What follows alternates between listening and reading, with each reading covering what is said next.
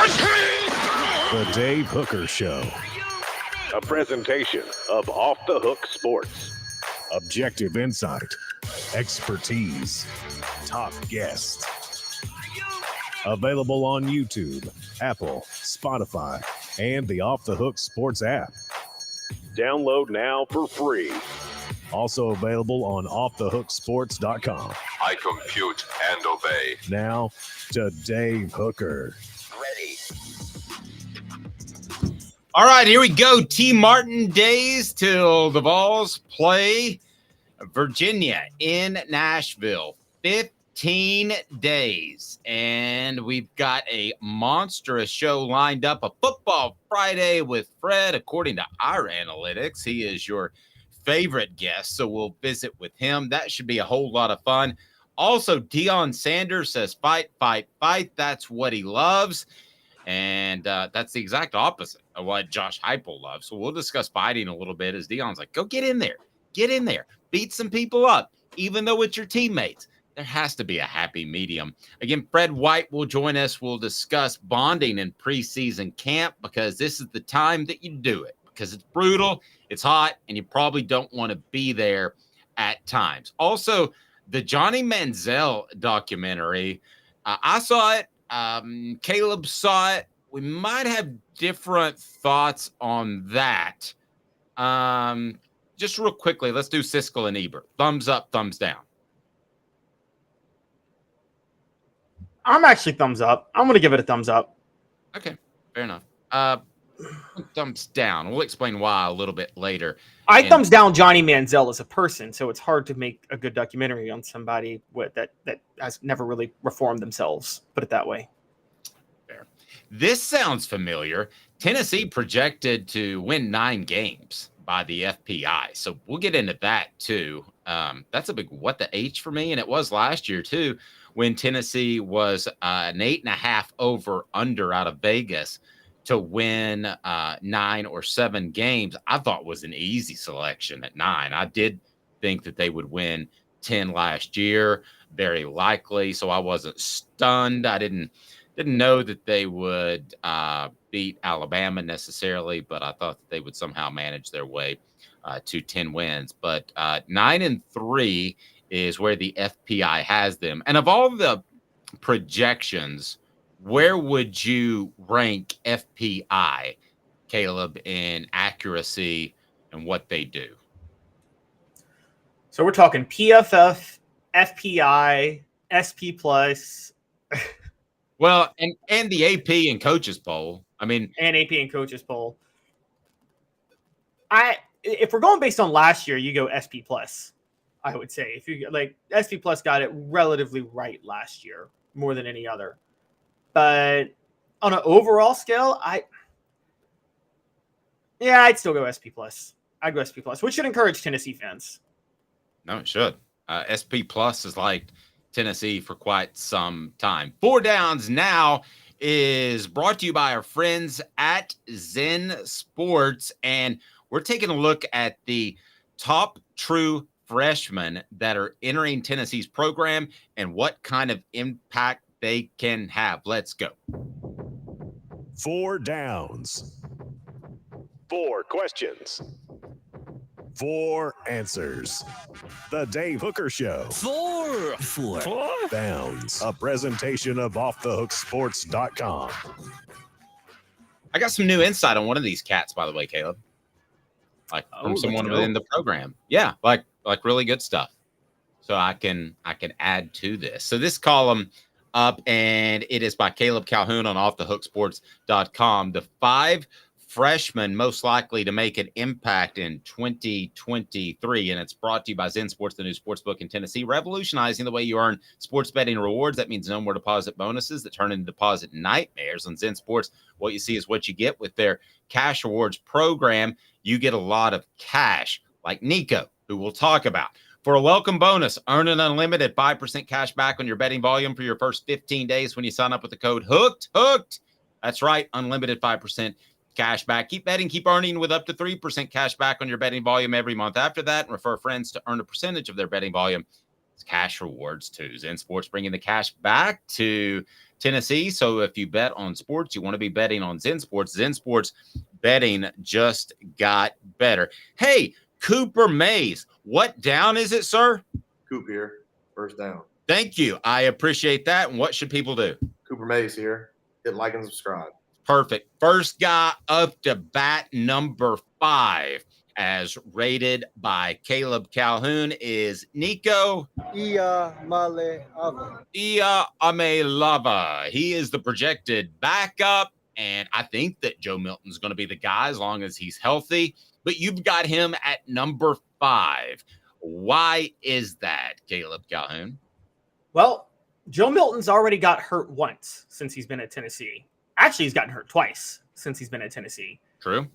Combine that with questions about, there's still persisting questions about his ability to hold the starting job for the whole year, and the massive amount of hype behind Nico Iamaleava. I think all of these things makes it likely Iamaleava is going to play at least a few drives that are meaningful this year. Now, I don't know if that's because Joe Milton gets hurt or something like that, but I could see Milton getting – look, they're going to have to use Milton a little more in the running game than they used Hendon Hooker last year, and that's kind of a little disturbing for Tennessee because Hooker was actually, I think you agree, was probably even though Milton's bigger, Hooker was a more fluid runner than Joe Milton. No question. No question. And I was watching a couple runs. I guess it was because of this morning that it's T. Martin Day, 15 days until the Vols kick it off. But definitely when T got up and going, he was fast. And I think Joe Milton's going to be the same way. But there was sort of, he wanted to stay in the pocket. I think Joe Milton wants to stay in a pocket. When I was watching T, I was trying to place him somewhere on the Hooker Milton scale. And I thought he was closer to Hooker as a fluid runner, but not as fluid as Hooker. And there was a little bit of that stiff hips because he's used to being a quarterback and not an air quotes athlete out on the field. So, yeah, I think Joe Milton will be a good runner, but it's going to be a different runner. And he's got one thing that he's going to have to reconcile, Caleb, and that is he's going to be able to put his shoulder down and punish people. But we all know you don't want your quarterback repeatedly putting his shoulder down and punishing people. Right, exactly. I mean, you need that shoulder when they're trying to throw. Even if it's the left one and it gets injured, you need both shoulders because you need to be in the game. Right. And so that leads that bolsters the point that Milton's likely to get banged up at some point. And we're not talking a Hendon Hooker freak accident ACL tear. I mean, that's always possible. But I think Milton is more likely to take a hit that sidelines him for a drive or two. And so I think you're going to have some games where Iamaleava is going to come in and have a couple of meaningful drives. And that alone puts him on this list. Because funny enough, I talked about this on the column. Tennessee loses a lot of production. They also had a top 10 recruiting class, and they weren't where they needed to be talent-wise yet. You would think that would lead to a lot of true freshmen starting, but I had kind of a hard time finding which true freshman could have an impact this year. Yep. This guy will. What's up, everybody? This is Jacob Warren. Well, that's Jacob Warren. Jacob, what are you doing, man? Coop, what down? Cooper Mays here. Second down. Now it's your turn, Jacob. You can go ahead and tell people what to do. We'll work you in there. What's up, everybody? This is Jacob Warren, asking you to like, subscribe, and share. Dave needs this. He does. Everybody's on the program on a Friday. Ethan Davis will have an impact. I was told to somebody within the program, though, that all of the talk of him being further along and being a major impact player is a little premature. They really like what they've seen out of McCallan Castles. He's physical, probably faster than he gets credit for, really smart, has absorbed the offense. So maybe a week ago when Ethan Davis was talking in front of the media and was mature and has been better than most people thought, I think a lot of people, especially recruitniks, got excited about the 4-star tight end who reminds some people of Antonio Gates, the former Chargers tight end who was a basketball player and made that transition. That's kind of like Davis. But this is going to be McCallan Castle's year as the second tight end. That still doesn't mean that Ethan Davis won't make some plays, and it doesn't mean that Tennessee can't be very good with Ethan Davis next year. But he'll have an impact this year, no question.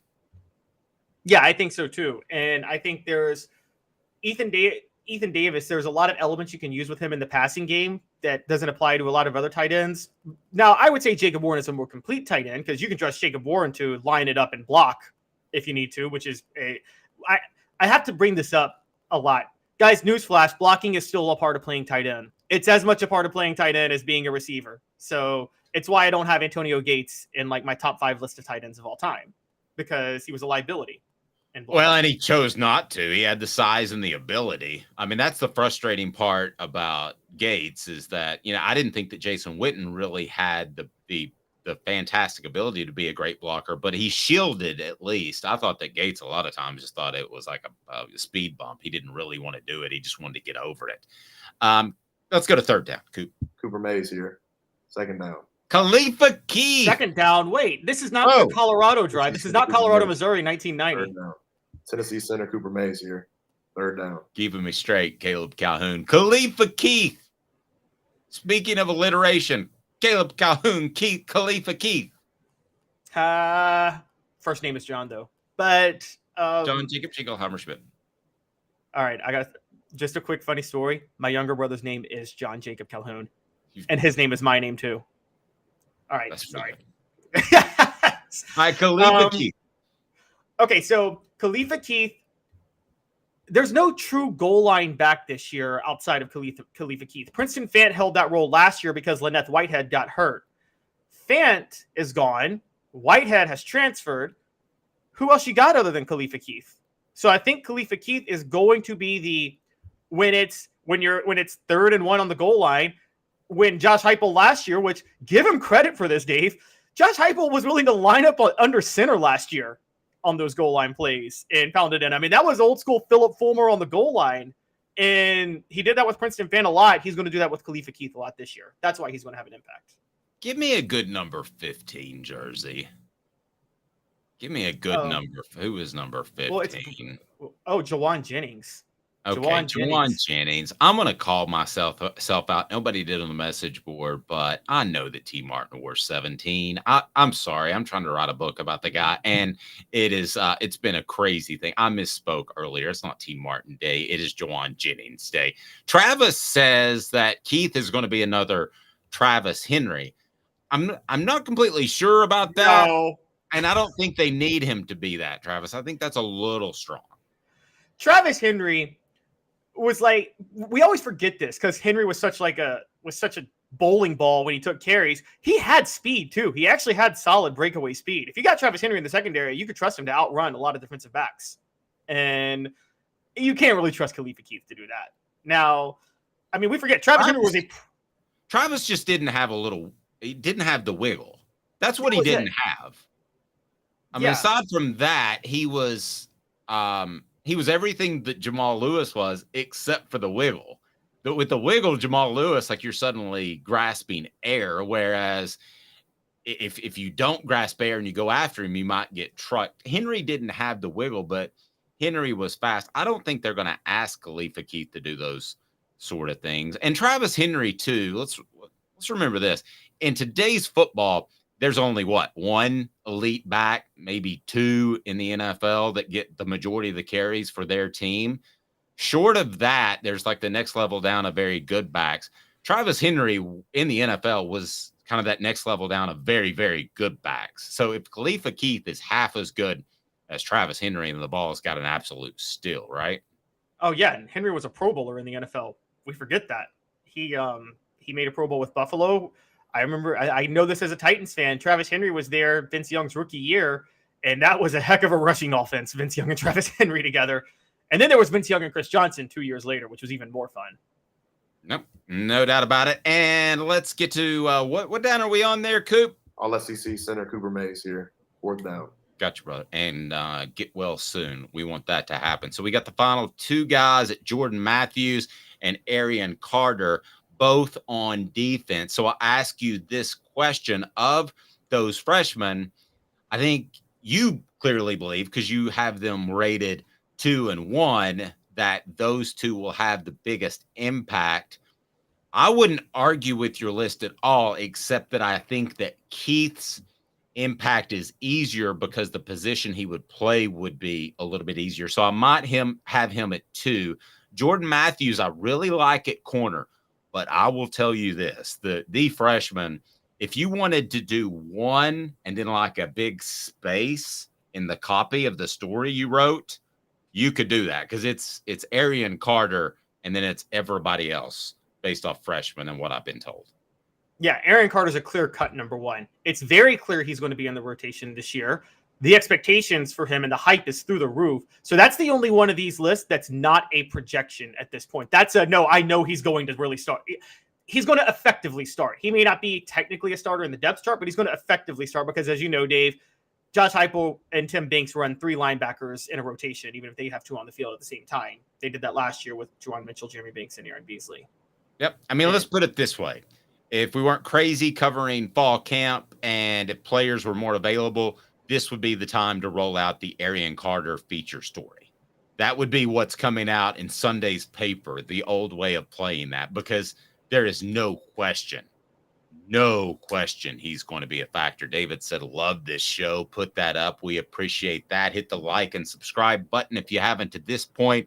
And what freshman are you most excited about seeing this upcoming season? Maybe it is Nico. Some people still want to see Nico, but the guy that you're going to be most likely to be most excited about at the end of November is Arian Carter, and it's not close. I haven't seen freshman hype for expectations for this year, for the year they're a freshman. I'm going to say since Eric Berry. I'm just going to be honest. I'm going to go there. I'm not saying Arian Carter's the next Eric Berry, but I think who's a player between Arian Carter and Eric Berry that's a true freshman at Tennessee that you expected to have an impact as a true freshman? I thought the hype was stupid crazy. I'm not agreeing with it, but I thought it was stupid crazy on the McKenzie kid, Khalil McKenzie. Oh, yeah.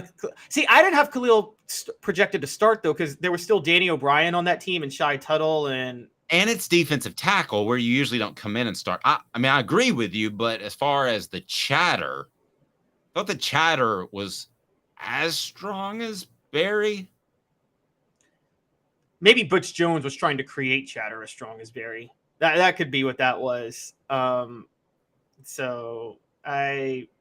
Well, there's a lot of truth. I don't know. I remember. I remember. I was actually at the Beacon at the time, and I remember covering the Tennessee opener against Cal.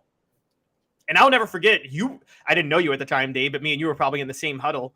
And I will never forget. Everybody was questioning, why are you starting? I think it was Rashawn Fellows. Or no, or was it Gerard Parrish? But one of those was starting over Eric Berry. I'm Brian Fellows. Do you remember that from Saturday Night Live? I'm Brian Fellows. I do not. You don't remember Tracy Morgan's bit? That's crazy. Oh, my gosh.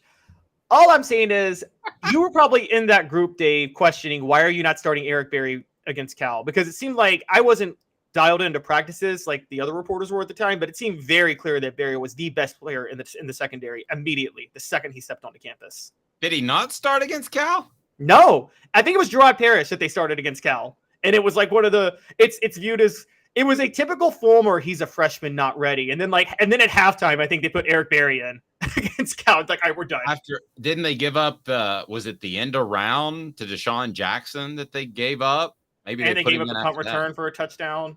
Was it the punt? Oh, yeah. When Jeff Tedford basically told Deshaun Jackson, I will never forget this. He said, Tennessee's defense over pursues on every play. So just hesitate. I had some 4-down questions too that I was going to run through, but I'm just going to go to one since we've discussed most of them. What's the best season for Nico Maleava?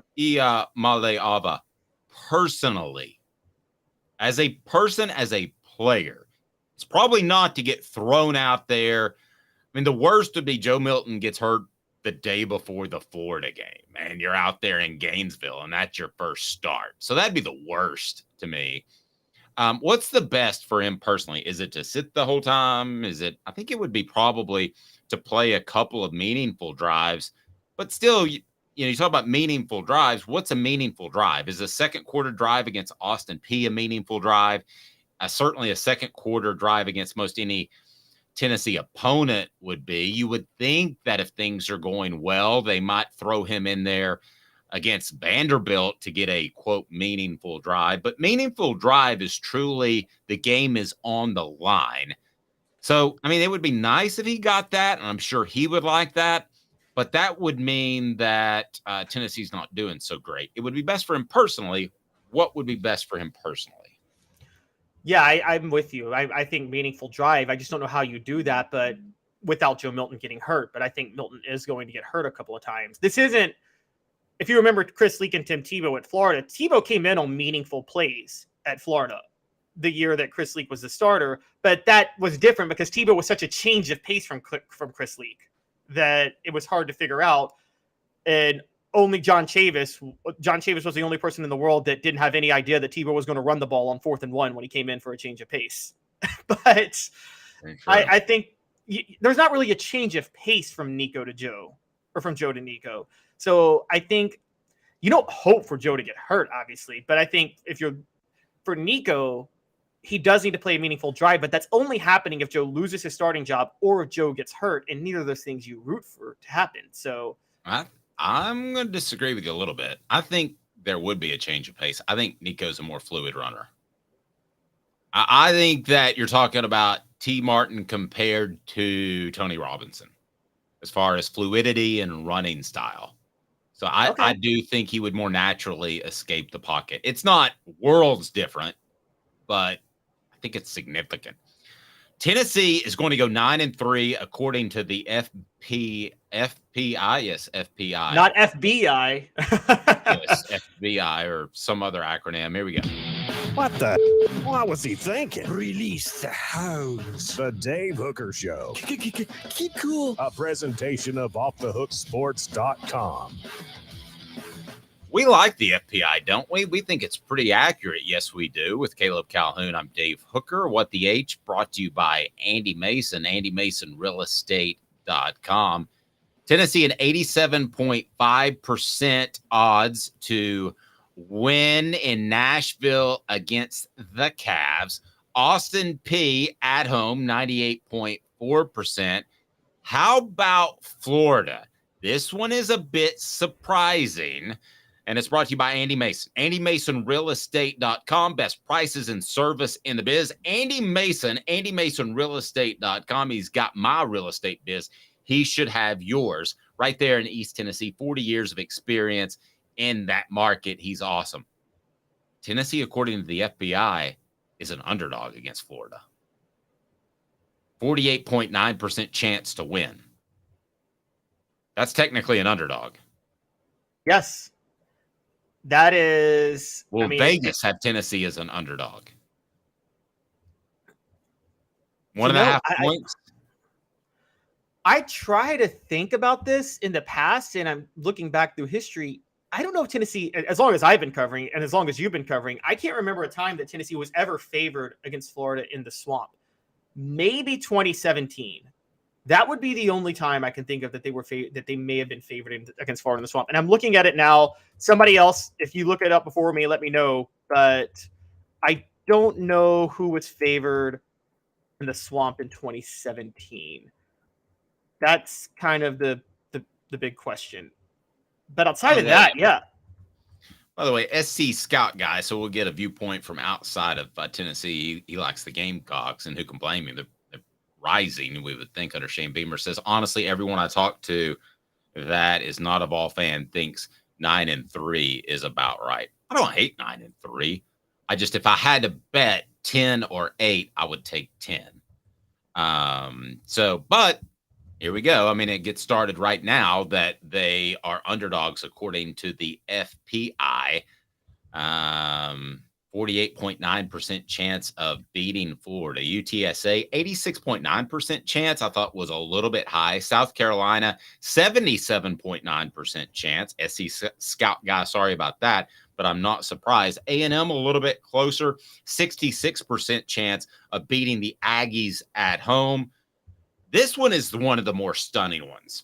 Alabama, just a 15.2% chance of beating the Tide in Tuscaloosa after winning a year ago.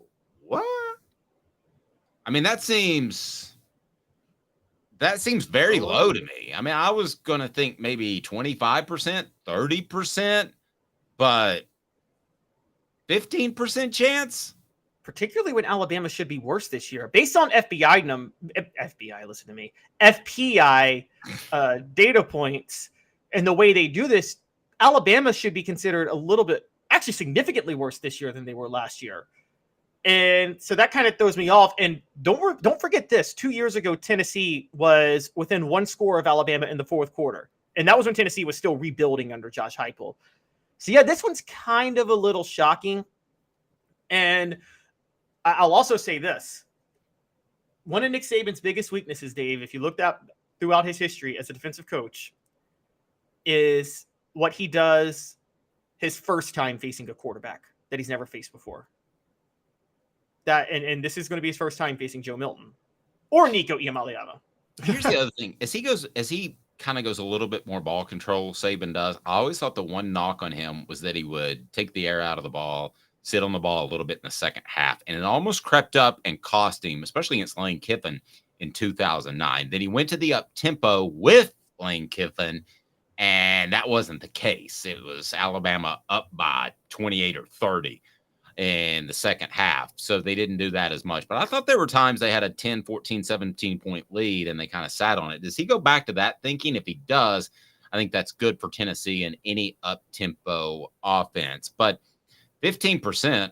That's crazy. Kentucky, 53% chance of winning. That's in the Commonwealth. Too high, too low to you, Caleb? I think it's just right.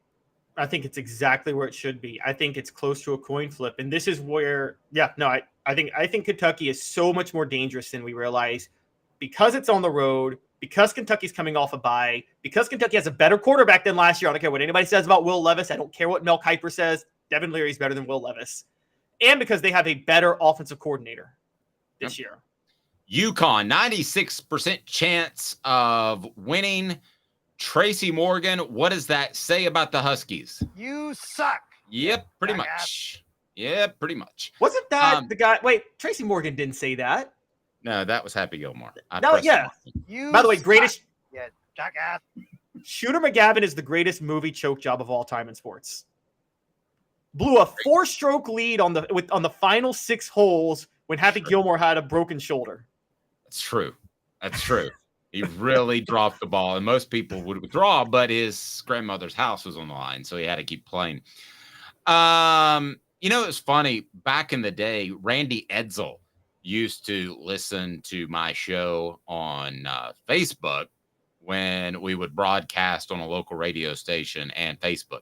I don't know if he's listening or not. Is he the head coach of UConn once again? No, Jim Mora Jr. is, and is already kind of doing a good job rebuilding them. They were 6-6 last year. Yeah, okay. Well, you're not going to beat Tennessee. Missouri 63% chance that Tennessee beats the Tigers. Now, this is going to be a revenge game for the Tigers. They're fired up, and they got embarrassed last year. Maybe the score run up, but I'll tell you, Caleb, I just don't. It's a match of two guys who do similar things in terms of being offensive coaches, and I think one's a lot better at it. And I think Josh Heupel will win this and win it easily. So I guess 66% chance is about right. Tennessee has crossed the 60-point threshold 2 years in a row against Missouri. They did it in 2021, which to me was Josh Heupel's coming out party to reveal. That was the first game that kind of revealed Tennessee may have something special with Heupel when they beat Missouri 63-28. And then last year, 66-24. Missouri, I think, will be better this year. The game's at Missouri. And don't forget, they were in the game with Tennessee. It was 28-24 at one point last year before Tennessee went off. But I don't think that's happening again. Georgia and Neyland, the Vols have a 25% chance of winning. I don't understand how you can have less of a chance to beat. I don't understand how Alabama can be 15%, 25%, but that's what the numbers say. Vanderbilt at home, an 88% chance of Tennessee winning. So you would think they would do that. They've got the final record at 9-3. We are going to hopefully be joined by Fred White next. So stay tuned, hit that like and subscribe button. And the big thing is turn the notifications on. Got a couple of ball reports with Jacob Warren that we're going to drop This afternoon, he is Caleb Calhoun. I'm Dave Hooker. We're off and running, and it feels like football season. We want you to be a part. Tell a friend. Notifications on, guys. 2 minutes off the hook sports.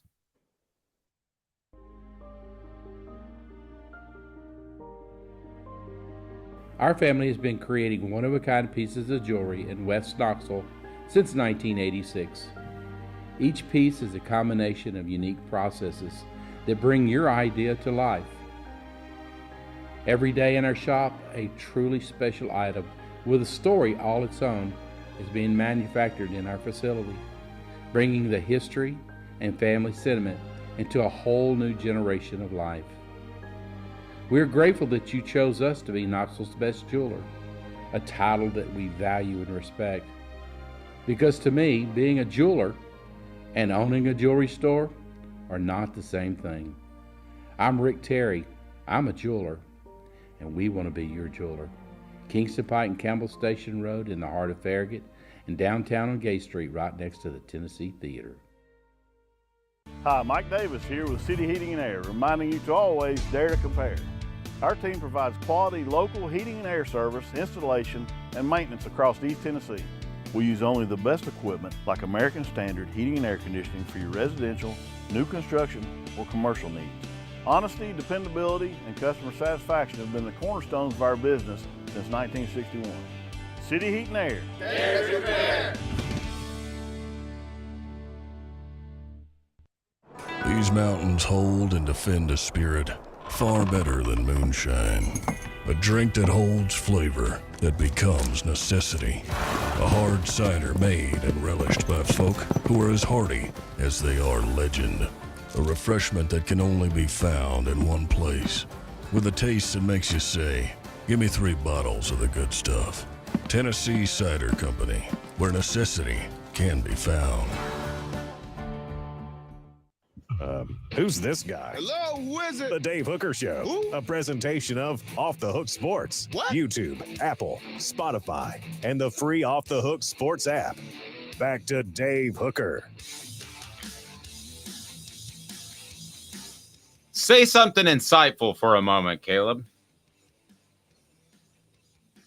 Taylor Swift has released the cover for Taylor's version of the 1989 album, guys.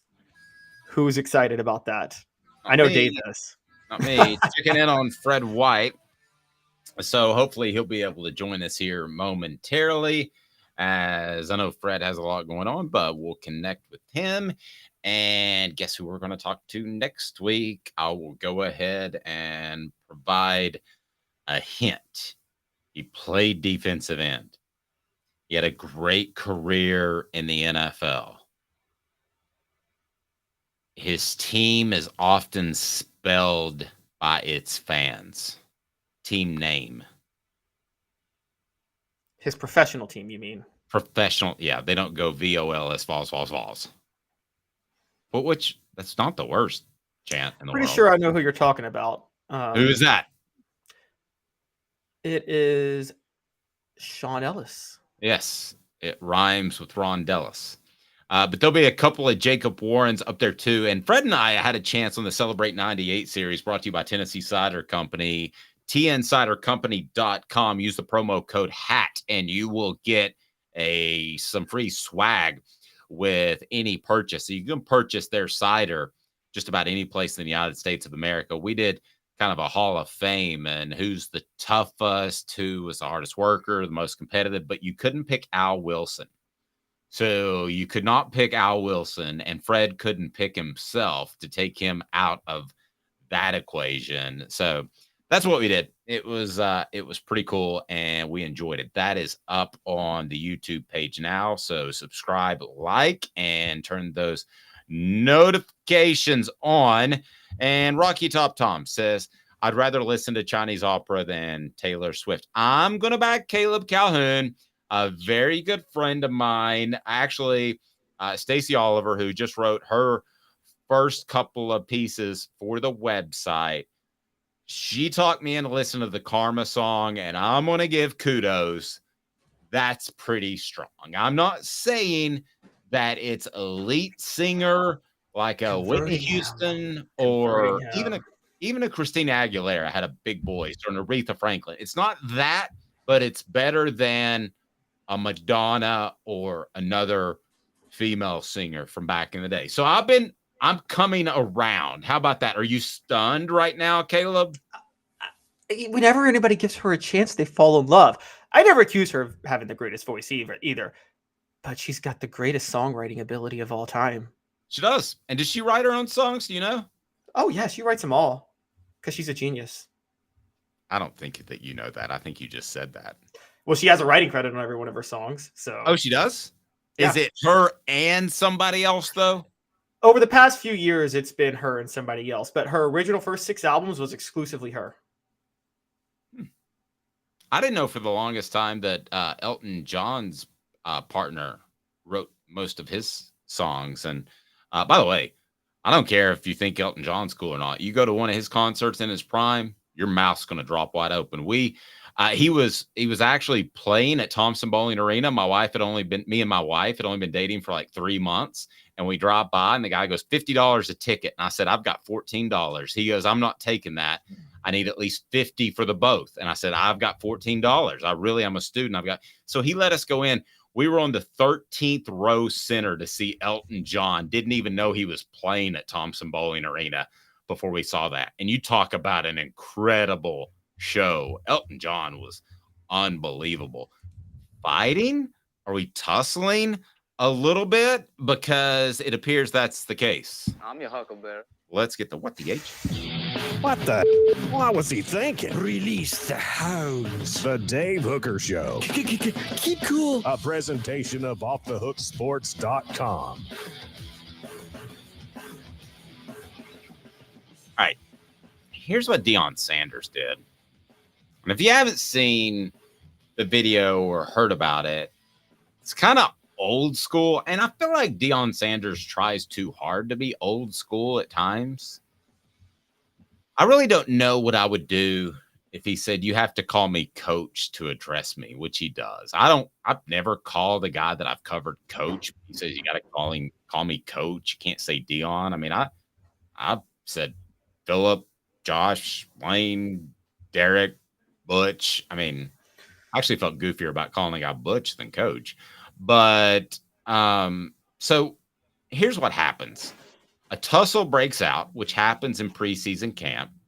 And a book that's coming out, Celebrate 98, will discuss a huge monster ball before the 98 season that a lot of the players believe galvanized that team because the offense was getting pushed around by one of the best defenses in Tennessee football history.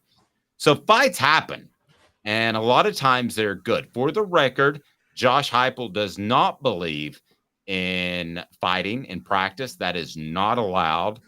And I think each coach is a little bit different. Probably the younger you are, the less likely you like fighting. The older you are, you're okay with it. So Deion Sanders is okay with it and actually encouraged his players to fight, saying that you're not standing up for your teammates. So let's turn it to Tennessee.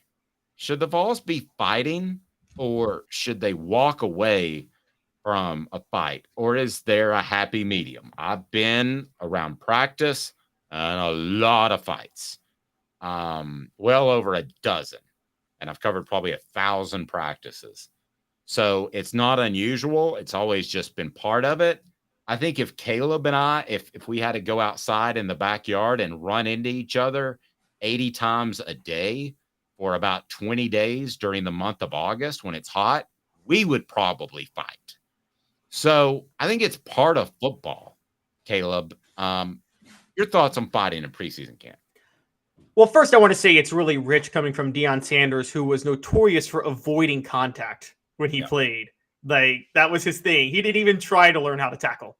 And so I think that's really rich coming from him. However, when it comes to fighting, I think it depends on how your team is built. And I do think it's a little old school in the sense, you know, when you played in the 90s, there was still the whole toughness wins out in football. And the 98 team was definitely built in that identity. We're tougher than anybody else.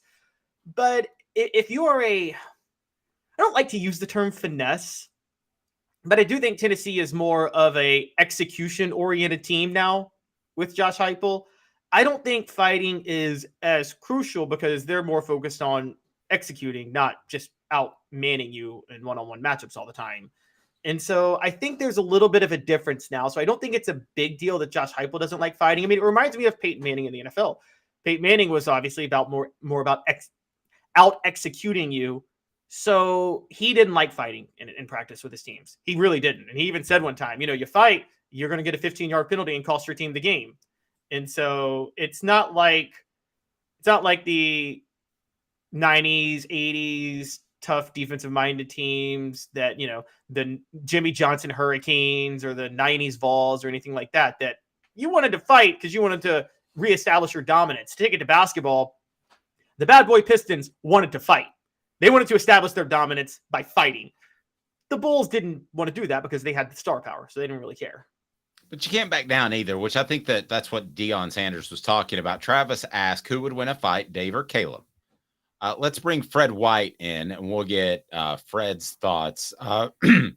Fred, who would win a fight between me and CC Caleb Calhoun? Fred, who do you think would win a fight?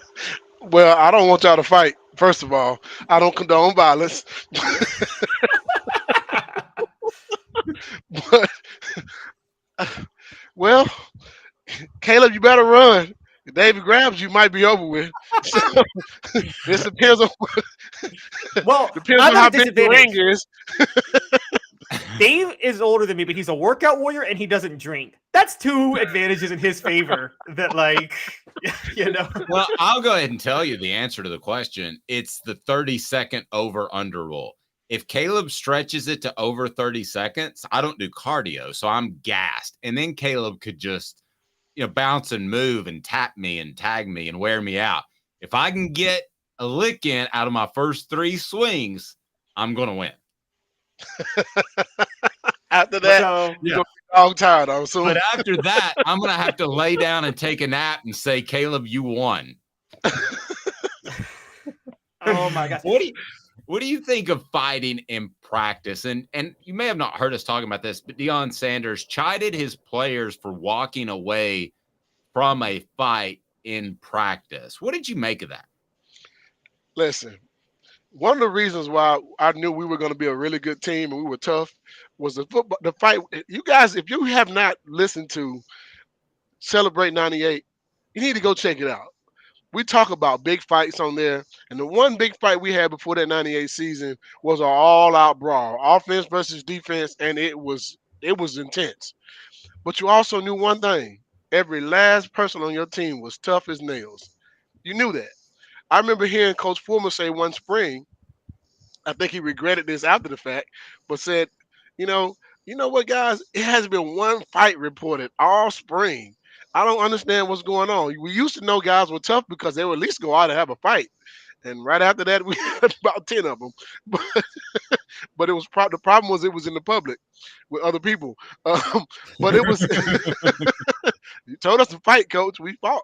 I think he wanted to take that back as soon as possible. But he's right. If your guys are walking away from stuff in practice, it's your teammates. You're not going to take it in the locker room or on the street afterwards. That's what you do. That's how you know whether your guys are going to fight or not in the game. Not just fist fight in the game, but that's the toughness of it. And I get where he was coming from. I understand where he's coming from. And if people have never played the game, you wouldn't understand that. I mean, I've had fights from little league, high school, college, and pro. I've seen those fights. And if you touch somebody on my squad on the defensive side, guess what we're going to do? We're going to scrap. Yep. I know. That's the name of the game. There's no way that you can run into each other 80 times a day, 5 days a week for a month and not want to get in a fight when it's 98 degrees.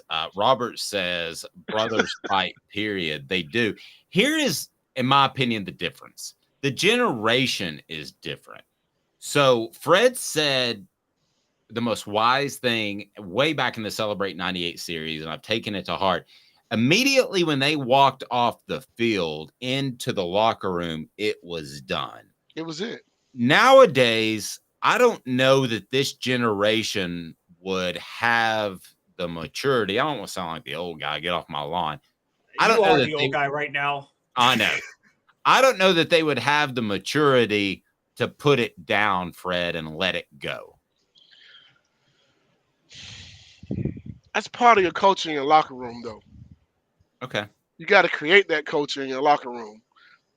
If you went into the locker room and brought something in the locker room, back in the day, guys like Tyrone Hines and Joey Kent would stop you immediately. Like, hey, man, we say that for the football field. And here we're family. On that football field, we going against each other. There's a difference. And they established that from the beginning. Bubba Miller and those guys, they weren't going to allow you to do that in the locker room. We weren't in fights in the locker room. Not a lot. I mean, because the older guys nip that in the bud real fast. But that is a testament to what your leadership is like on your football team, because your leadership on your team determines your culture of your team. Fred, who was on y'all's team that who was the Rocky on y'all's team? The guy that was really small, and then there was a fight, and you're like, wow, I did not know he could last that long in a fight because he just looked so tiny. He wasn't really small, but it was Fred would be the answer, except for the small part. I'll say this: it wasn't too many guys on our team that wouldn't scrap with you, and didn't care how big you were. I mean, I've seen linemen go up against linebackers. Most linemen are bigger than linebackers. I've seen DBs go up against receivers, or DBs go up against tight ends, or everything. I mean, we didn't have. Let me say it like this: I don't know about today's game. I can only speak and vouch for my group of my teammates. We didn't have no punks on our team. Whoever you went up against was gonna give you a battle. You didn't want to do that. I watched Tyrone Graham, who was probably one of the smallest DBs receiver on the squad, one of the fastest to ever come to Tennessee, fight with Sean Ellis on a daily basis. And Sean Ellis is 6'5", 285, 90 pounds. So there was no back down in none of our guys. No. Tell me about, and Jimmy said that we sound stupid, don't need players hurt and fighting. No, it's not that. It's not really that simple, because in 98, Fred and Tennessee's defense is absolutely pushing around the Vols offense. They can't get anything done in spring, and then they're halfway through preseason camp, and they are just getting punked. And essentially, Philip Fulmer challenged the offense via Spencer Riley mostly, and he's the one that started it by a waylay he laid on Al, and you don't hit Al and not expect to get hit back. And that really galvanized that team.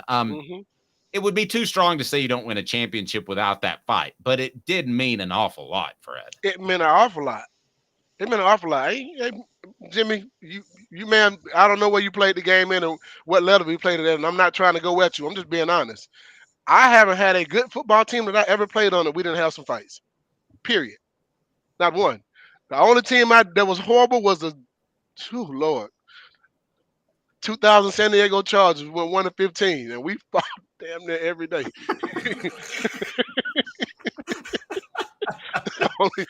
Lost more games in one season than I ever lost in my whole life. So, yeah. Did you win any fights? I won every last one of my fights. Keep in mind, in 1997, Leonard Little started the season with a cast on his hand. Came from a fight, but he still had a stellar season. And was still you remember who he hit? I don't remember exactly who he hit, but I just know it was a big fight. It was a brawl there too. Wow. Have you ever lost a fight in preseason camp? Dave, I ain't lost too many fights in my whole life. I didn't think so. Fred, I was talking. And listen, I'm not trying to act like I'm Mike Tyson and them, but the difference between me and the next person is I'm willing to do a lot more than some people are willing to do to win. Especially when it comes to a fight. I have never heard of a fair fight. Not ever in my life. Yeah. My grandfather taught me that one. Yeah, there's no such thing as a fair fight. I mean, because if you're putting your hands on me, that means you have intentions on hurting me. So I have intentions on hurting you at that point. What was it? Pirates of the Caribbean. I don't know if y'all saw the movie where Jack Sparrow and Orlando Bloom's character. Orlando Bloom's like, in a fair fight, I'd kill you, and Jack Sparrow was like, well, that's not much incentive for me to fight fair, then, is it? I mean, the word fight. I mean, unless you're in a boxing match and you got gloves on, there's rules, right? But if this is just a fight, sometimes there's not a rule to fighting. But the rule is different. It's a rule when you're fighting your teammates.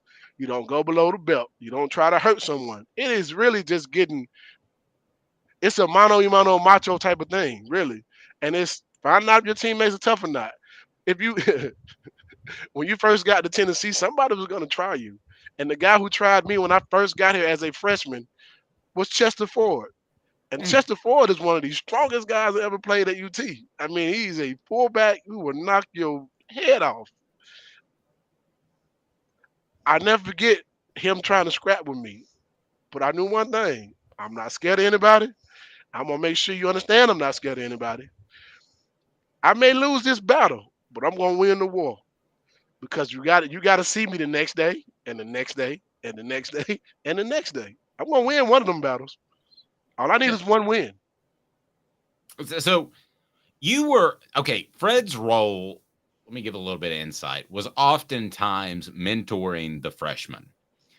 So how when freshmen would be tested, be it Chester Ford fighting you or some other freshman, what was your role in terms of, I don't mind you testing this freshman, but don't take it too far? Where was the line crossed? Where was that line? That was the one thing we never crossed that line. And usually the guy who tried you ended up being your big brother. To this day, me and Chester Ford are like, that's my dude. I love that guy to death, and he loves me to death. And he'll bring it up sometimes. Man, I had to try you to see if you had any heart. You know what I mean? Like, yeah. And he realized I had heart, so he took me on his wing at that point, and been my big brother ever since. But that's how it works. I mean, you got to test the guy to see if you got what kind of heart you got. You don't have any heart, I don't want you on my team anyway. I mean, you can still be on the team. I'm not a coach. I can't tell you to leave, but if you back down, guys are gonna know that you might back down in the game. You ain't gonna fight. All the guys who you knew had some toughness about them, you knew they're gonna be tough in the football game.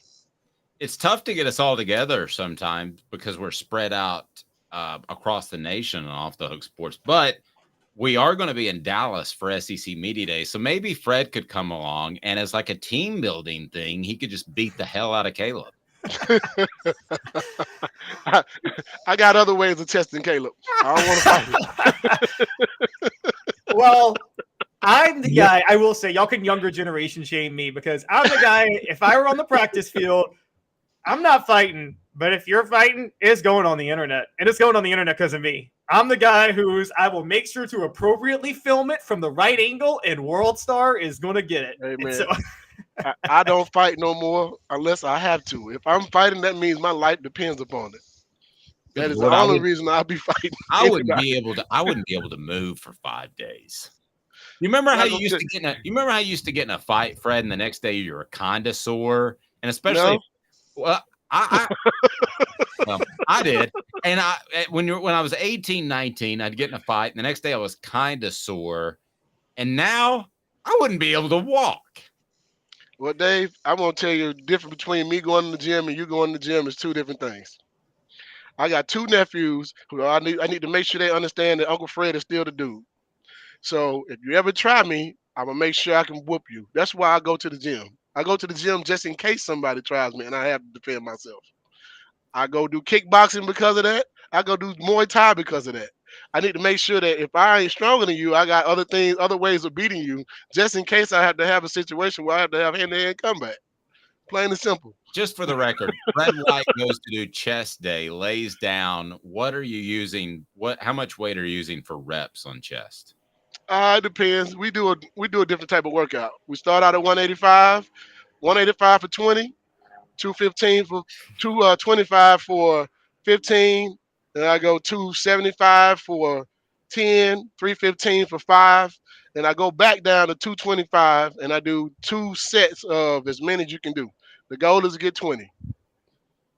Good gracious. I could do 185 maybe 5 times.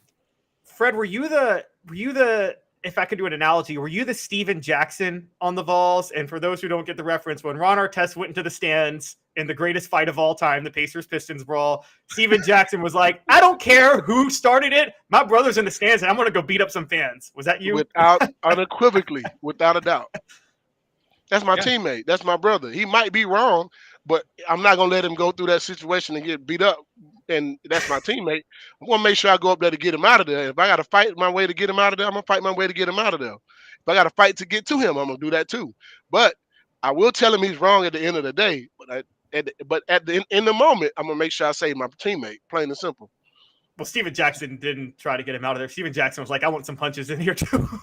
I mean, I'm gonna throw some. If it requires me throwing some punches, I would have done the same thing.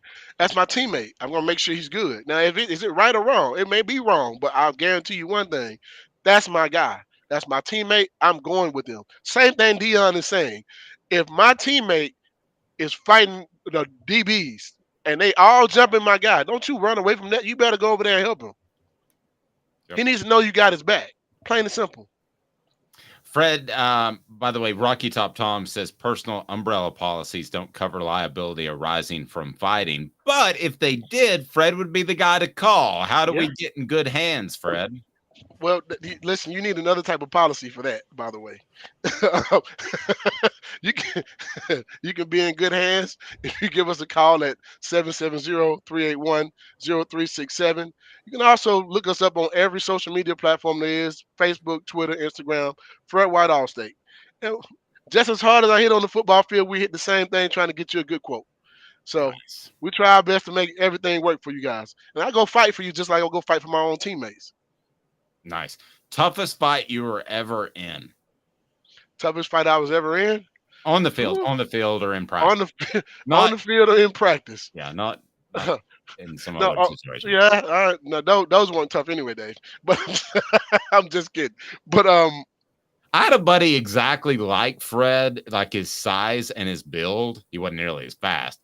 And I was always the smart aleck that would start a fight and he would finish it. I think that's why Fred and I have this, like, we have this chemistry because I feel like I've known him since I was in high school because he reminds me of my buddy that would finish the fights. And smart aleck Dave might get knocked out, but I knew that this guy would finish it. But the toughest guy I went up against in practice, we didn't fight.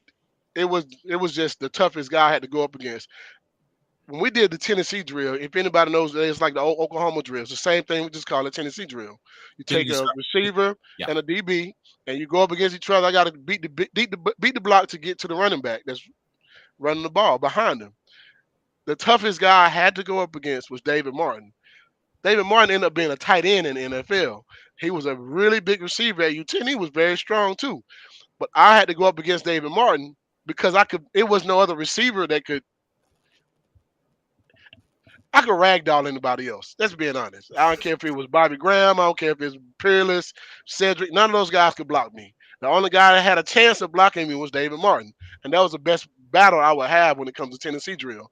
Now, the best fight I've ever had, the toughest fight I've ever had was when I was playing the XFL, and there was an offensive lineman from Auburn. We got into a tussle in practice because he hit me after the whistle. And we fought. I mean, it was a fist fight. And I just remember a few plays later, they ran a play, and I knew he was pulling. Well, I didn't know he was pulling until I actually read the play before the play started. And I knew he was pulling, and I beat him to the punch. And I hit a 320-pound dude in the chest and knocked him flat. So needless to say, I won the battle. He might have won. I won the war. He won the battle. Yeah. Very true. Very true. So let's change gears a little bit because I want to get your thoughts. As the Johnny Manziel documentary came out, Caleb and I have watched it. Have you seen it yet? I have. It's amazing. Yeah, it's good. The problem I had with it is that it was supposed to be the truth or whatever. And then like only the last 10 minutes dealt with his issues. I thought that they could have gone a little bit deeper in that, but that's just me. But they talked about how Johnny Manziel changed the expectations at A&M. He changed the type of money that came into the program. Mm-hmm. Totally different dudes. But to me, that sounded a lot like what Peyton Manning did to Tennessee. Fair comparison?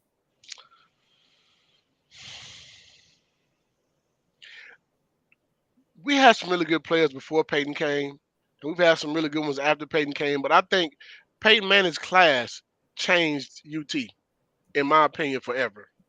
That was the number one recruiting class. You got receivers that were the top receivers in the country that came here. Marcus Nash, Pillis Price being one of the top guys. But the Peyton that he came in my class, the class after. But I think having Peyton Manning on campus changed a lot for UT. You knew you had a guy who was going to be a great quarterback. Had done a lot of good things in his freshman year, and coming in as a recruit. Jamal Lewis talks about it all the time too. He was like, man, his dad was like, Peyton Manning's gonna stay for another year. Hey man, you need to go to Tennessee. You need to go to Tennessee because you got Peyton Manning right in front of you. They're not gonna be able to stack the box with Peyton as your quarterback. It changes a lot of things.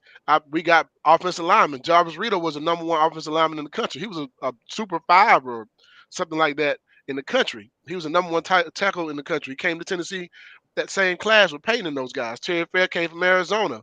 You look at Andy McCullough. He was one of the top receivers. So was Greg Kyler. All these guys came to UT as some of the top players, that same class. I think that class is a class that changed Tennessee forever when it comes to like getting to the point of winning SEC championships and national championship. We don't win a national championship without some of those guys that were from that class.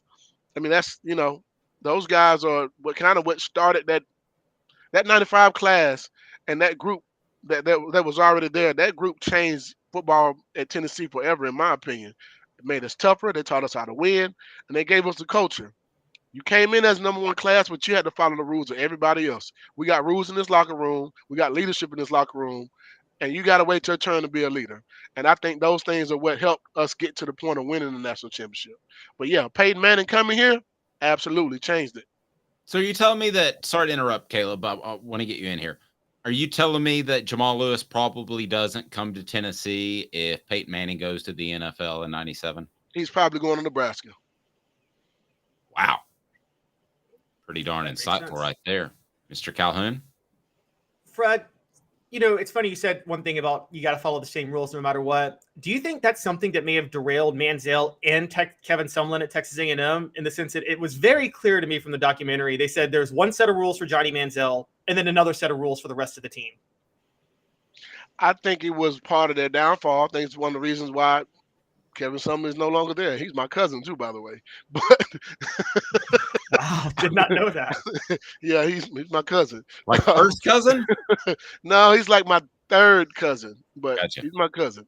But yeah, I think that was part of the downfall as well because the guys that came behind him couldn't do those things, and even letting him do those things, I think, was part of the reason why he was derailed. You know what I mean?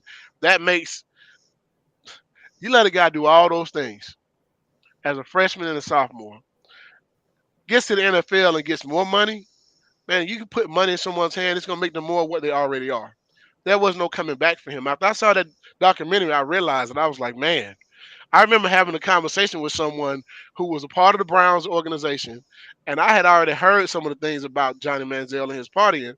And the first thing I told him was, if you sign this guy, based on what I've heard about him, you need to sign someone from his team. You need to draft another guy from his team to kind of help keep him in line because he's gonna need that. Of course, they didn't listen to me, and I'm gonna make reference to a story you told me a long time ago. So if I've messed this up, let me know. But it was your senior year before the bowl game. You guys already had a national title in your pocket, and you're not really playing for a championship against Nebraska that year. Mm-hmm. And correct me if I'm wrong, but you guys decided to have a pop in the hotel lobby, maybe. And Philip Fulmer came up and said, I really can't do anything about it now, I don't guess. They knew all those guys were already gone. I know. So, I mean, do you recall that story? Because it was there's a comparison in that you guys were established, you guys were superstars, and at some point you can't outgrow the discipline. No, I think that we had never had an opportunity to celebrate New Year's. You know what I mean? So guys was like, man, we're going to celebrate New Year's this year. Everybody there were leaving anyway. I mean, I was a senior. Some of the other guys were juniors, but they knew they were gone. Dion. You know, and man, we sat down and had us a drink. What could they do? Like, it wasn't no rule that we couldn't have one, so we did. True. However, from what you heard, even though you were gone in the NFL, I thought Philip Fulmer let discipline slide a little bit. And that if you were a player, I had one guy tell me, he said, my roommate got kicked out for having 3 failed drug tests for marijuana. I probably had 22, but this guy was a starter and a big time player. I don't know the answer to that one because I was not a guy who was failing drug tests. Okay. That was something I was going to do. I was not going to fail a drug test and go home and had to face my mom or embarrass my family. So I don't know who failed or passed. And the guys that I know that failed ended up not being at UT. But was there? What I'm asking is, did you hear of a mindset and a culture within the program that if you were a true playmaker, you could get away with stuff? I didn't have that in my locker room that I know of. Not your locker room. Not your locker room. If it was, I wouldn't have known about it because that wasn't my culture, and that wasn't the culture of my locker room that I knew of. And every test that I took, I passed. And the guys who I know that got kicked off for failing drug tests, some good football players, some really good football players. And I don't want to name any names. They were superstars in their own right and could have been big time guys. So yeah, I know some guys who got kicked off that were great football players for failing drug tests. So I don't know that, everybody's story is different, and maybe he changed after us. I don't know. But I know that when I was in school, there was a few guys that got kicked out of school, and I don't want to say no names because I'm not trying to bring in a negative light to them. However, if you go back and you look at some of the top players that got kicked off the squad, you know exactly who I'm talking about. And those guys could have literally changed history at Tennessee. We could have possibly won more than one national championship with those guys being a part of the team. By the way, everybody has to report to the facility at 2:00. Our Off the Hook Sports test.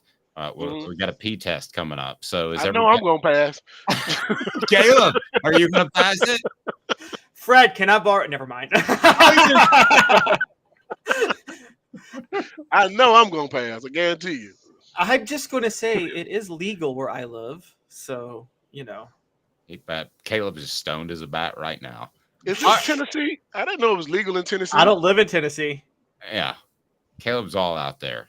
We got people in 3 states. Caleb, where are you? Caleb's up in Maryland. I'm in the DMV. Oh, it is legal in DMV. It is. Yeah. All 3, DC, Maryland, and Virginia. It's legal in all 3. I'm looking at this the chat over here on the side, and he says there was a tight end that would have been a Pro Bowler, and I definitely agree. Dustin Moore, and he was one of the best athletes I ever seen in my life. Still to this day, I never forget the first time I ever saw him catch a pass in 7-on-7, and I watched the tight end, 240 pounds, split the safeties, and I'm talking about safeties. Ray Austin and Torrey Noel, 2 guys who are really good football players and playing in the NFL. I watched this guy, 6'4", 240 pounds, catch a post route and split the safety and not run them to the touchdown. I never seen anything like that before. I never seen a guy that big run that fast. He got kicked off the squad. I'm not going to say why. You can go back and read those things for yourself. But he is one of the guys that was one of the best players I've ever seen. So if there was a double standard, he would have been a guy that you would have had a double standard for. Oh, that's a good point. Yeah. He would have been, I'll go ahead and say it. He would have been, help me with this, Caleb. You know history. I think he would have been the best tight end in Tennessee football history. There weren't a lot of great ones. There really weren't as far as productive guys. He would have been a guy that you worked into the game plan, Fred. You made sure to get him the ball. He was the first tight end I ever saw that big run that fast. He was a 4'4" guy at 6'4", 240 pounds, man. I've never seen anything like that before in my life. Now, guys are more athletic now, those type of things. You got those big guys that can run like that now. But back then, he was an anomaly. I had never seen anything like that before. He was one of those guys that I called home about and say, hey, man, I just watched this tight end at 6'4", 240 pounds outrun 2 safeties. And my uncle was like, that's not possible. I'm like, man, listen, I'm telling you. Then the first football game of that season, we play against UNLV, and we run a tight end reverse, and he scores. I remember that. 70-some yard pass. I mean, about 70-some yard play. They did call it back for blocking the back or something like that, but he outran their entire defense and secondary 60-something yards for a touchdown. So I'm not the only person that got a chance to see that. What happened to Dustin, Fred? Do you have any idea? I don't know. I'm not going to speculate on somebody else's issues in their lives or what happened when they go, like whatever. But I know that he's a good friend of mine to this day. I'm still proud of him as being my teammate, and he's always going to be my teammate. But I know what I saw as far as talent. I still haven't seen anything like him yet. There's two guys that I take that back. I've seen a lot of great athletes, but there's 3 guys that I look at and say, man, these are some of the best athletes I've ever seen in my life. I don't know what God was doing when he made them, but it was almost to perfection when it comes to athletic ability. Travis Cozart, Dustin Moore, and Leonard Little. They got out of the bed and they were great. I mean, that was insane. I've never seen anything like those guys ever.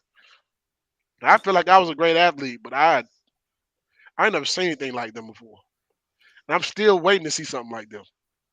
That tells you a lot. Well, Caleb and I fighting in the backyard's not going to be anything that will inspire you. Well, Fred, we're talking star power and we're talking fighting. So I just want to know, you got some inside information probably. Who's the one player that fought Peyton Manning in practice? Nobody. Nobody fought Peyton? Manning? Hey, man, that offensive line would have killed you, man. Did anybody get close to fighting Peyton? Did Peyton ever? Because I know he got in people's faces a lot, didn't he? So hey, man, the offensive line would be the only people he would have probably got into it with. Ain't nobody on the defensive side of the ball gonna touch Peyton. Well, he does go in his offensive line. We saw him curse out Saturday when he was mic'd up in the NFL. I mean, he may have gotten into it with his offensive lineman, but ain't nobody rough him up or nothing like that. That was not going to happen whatsoever. Because the other offensive lineman would have stopped you. I mean, but yeah, man, listen. When they protected Peyton in the games, they protected him the same way in practices. There was not going to be anybody to touch Peyton. You can't even get close, man. Hey, listen. That offensive line would have wore your tail out. And I'm not talking about just any offensive lineman. I'm talking about some of the best offensive linemen that ever come through Tennessee. Bubba Miller, Jeff Smith, Leslie Ratliff, Jason Lehman, those guys, they weren't playing. They're some of the toughest guys I have ever seen. Yeah. Come on, Caleb. It's not like they had Jeremy Banks on their team. Listen, we had fights when they were on campus too. I mean, and we gave them their battle. We gave them a run for their money. But I'm going to tell you something. Them boys were bad, man. They were they were bad. They were mean they were mean. Good. Jason Lehman still scares me to this day. And I ain't no scary person. It takes a lot to scare me. But that guy didn't even talk. Those are the worst ones, the ones that just don't talk. He just looked at you. And the look he gave, like, I hope I don't have to fight this big dude here, man. Fred, you're incredible, my man. Are you at a golf event or what are you doing there in the background? I am making my way to Tennessee Cider Company. I'm going up there to check out the facilities, man, and go, support our one of our biggest supporters with Celebrate 98, man. I had to come up and do that. I will be playing some golf tomorrow.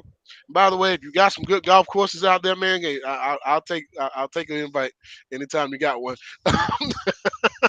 But yeah, I can take care I want to come by and check out Knoxville and see my city. Yeah, I can take care of you in golf in Chattanooga anytime. Come up. Oh, I'd love to come play. There's a few places I like to play down there. Yeah, we're getting rid of our kids officially.